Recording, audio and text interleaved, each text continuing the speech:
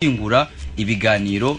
Yes, ngo bimeze bite nanone aracyari Savimbi, ariko mbere ko dutangira filime yacu rero muri Kibanze Ngwa se barangira hano ubwenge ari abantu mushobora kuba mufite ibirori cyangwa se ibindi bintu n'amateraniro mu nsengero naye hose hakaba ari abantu batashoboye kuhagera, burya mushobora kwifatanya muti gute rero.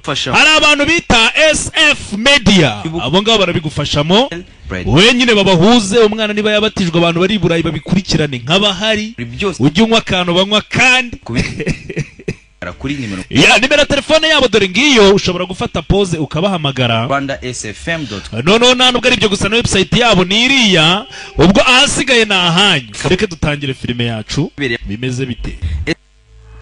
None ubu ngubu tukaba dutangiye gute rero? Hakuno arabavugira ku maradiyo bitegura kuronshinga 9, 8, 7 Mission sequence iratangiye. Lionsgate na ibintu byose bimeze neza. Icyogajuru barakizamuye Apollo 11 rero. Niba muzi icyogajuru bazamuye muri za 69 gutyo kikagera ku kwezi. Dutangiranye amashusho. Ese nukubera ikira ijwi rigasigara. Mu gihe noneho iyo harimo ibintu urumva ukwezi ko yari nk'umubumbe koko mwimbere wuzuyemo amabuye n'iki. Ntago byabaho. Byumve neza bari nk'ikintu kinini nyine munuke. Ni nkuko bavuga tukwezi nubwo ubona komeze kuri nko mubumba ariko ni icyogajuru. Ni nkuko none ushobora kuvuga ati twebwe tugiye kubaka wenda nk'imodoka nini cyangwa ikirwa ariko kikaba cyakwimuka. Umva mwihangana navuze ati bino kugira ngo ukwezi nigukomeza kuza kudusatira gutya kugira ngo kutugereho bishobora gufata amezi 3 wapi. Ukwezi ubundi gushira ari uko nubundi ukwezi kuzengurutse isi. Bakari cyo mujya muvuga ngo ukwezi kugaragara neza kuzuye. Iyo ukwezi kuzuye buriya kuba kwazengurutse isi kukagarukaho kwahereye. Uko rero ukwezi gusatira isi ntago kuzongera kuzenguruka isi mu minsi 30 nka kuri ukwezi kwagiraga rikada.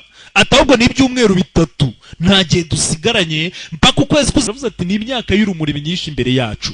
Umwaka w'urumuri rero buriya urumuri yo ruvuye ku kwezi kuzuba rukagera ku isi rukoresha nk'iminota ingahe. None bibaza umwaka kuyemo iki ni cya kibombe bari barakoze umushinga bise Zuru. Aravuga ati twakuyemo bya bindi byo kugira ngo bombe ize guturikirizwa ubundi ibitwaro byinshi bya kirimbuzi haba hari ahantu babikontororera byose. Ati ibyo twabikuyemo imbarutso ni iyi ngiyi muri bo incubator ni nk'abantu urabona nk'inkoko incubate ni ukurarira.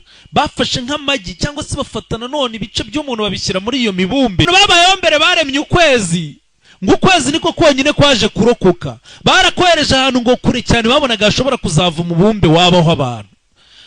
Abo bantu